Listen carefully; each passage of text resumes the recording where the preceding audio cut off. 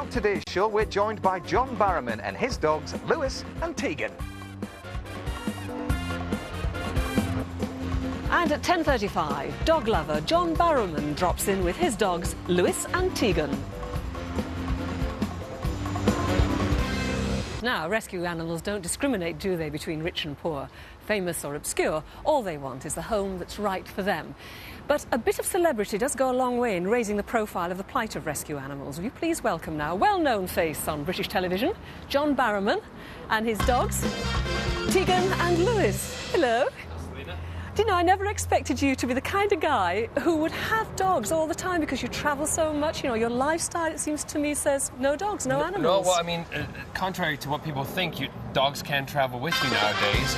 And, you know, Lewis and Tiger, otherwise known as Tegan, and Lewis's mother, Penny, traveled across to the US, back and forth, everything. So, you know, they're used to traveling. They're not related in any way, are they? No, actually, Lewis, we've had since he was a puppy. He was actually born in our living room, but Tiger is a rescue dog from Dogs Trust, because I'm a celebrity patron for Dogs Trust. And we got, my partner Scott and I, instead of giving rings or watches and things like that for our civil partnership, we decided to give a good home to a pet, and so we rescued Tiger. And you went along to the Dogs Trust, and there he was waiting for you. Well, he was just being brought in, and he was put into the last cage, and I was doing the review of the place to see what it was like when I, you know, decided to be the celebrity patron. And I came to the last cage, and there he was, and his name was Tegan on the sheet, which is a Doctor Who assistant. So I figured it's fate, and it had to be. I think fate plays a heck of a lot of prominence in your life. It certainly does. I hear, is it right that you went to see a psychic when one of your dogs went missing? Yes. Lewis's mother, Penny, when I was in New York City filming a TV series over there, my cleaning lady at the time, she ran away from her and disappeared. And I called a psychic to find out, because I had no clue of where she was, and no one had any record of it. And it's a horrible feeling, is it not, when the dog goes missing? Well, I'm you know, 2,500, 3,000 miles away across the Atlantic. I can't do anything. My partner's, you know, working, saying the dog is gone. Everything was up in arms. I called the psychic, and she said, check pen 27.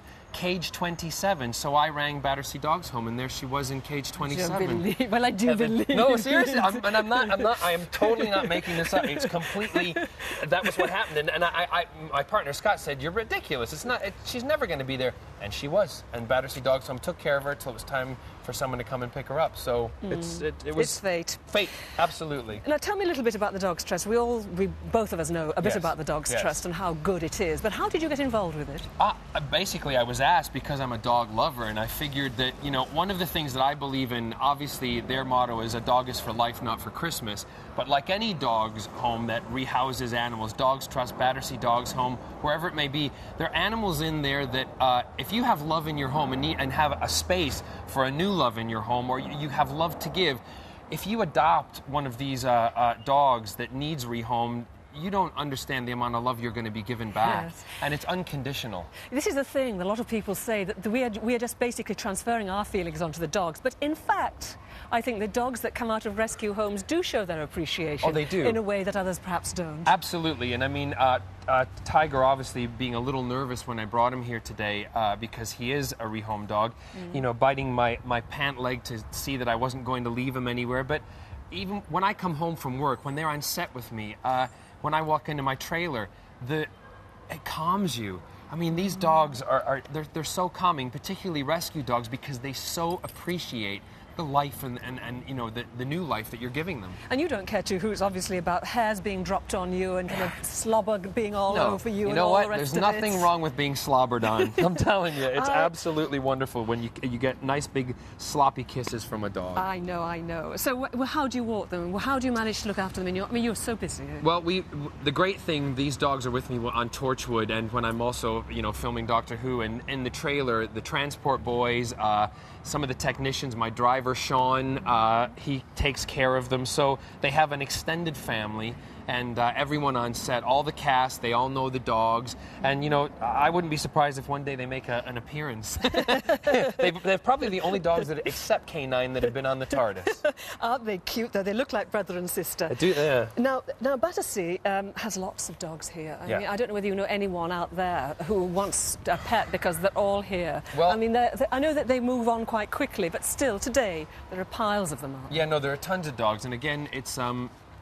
if you're at home and you're watching this, and like I said, if you feel that you can give a dog a home, remember, it's not just a whim. You have to look after the animal. But there are so many here that need homes. Please, please, please come down to Battersea, have a look. If you see something, then take it home. Give it love. Give it a new house. That's it. And it doesn't really matter if you've got a lifestyle that's not quite perfect for it. You can somehow work around it, can't you? You can. It's like having children. It's like having children. To be honest with you, dogs are a lot easier than kids. You can travel with them. You can take them places. Most dogs can travel on the trains. Yes. When you fly, they can travel on airplanes. I mean, Lewis and his mother traveled back and forth to the U.S. It might cost a little bit more, but if you're willing to give them that chance, please rescue one of the dogs. Because all they want is just human contact. That's isn't right. It? Oh, It's like all of us. We just want love. Yeah, and we can communicate better as well when we have dogs around. Have you not noticed that as well, John? Absolutely. All right, John. Thank you so much for being your two pooches with you very much, today. and good luck for the next 3 weeks. I know we're going to be here for 3 weeks. Let's hope we get lots of homes for lots of cats and dogs. I'm sure we will. Thank you so much. No problem. Okay. Still to come on Animal Rescue.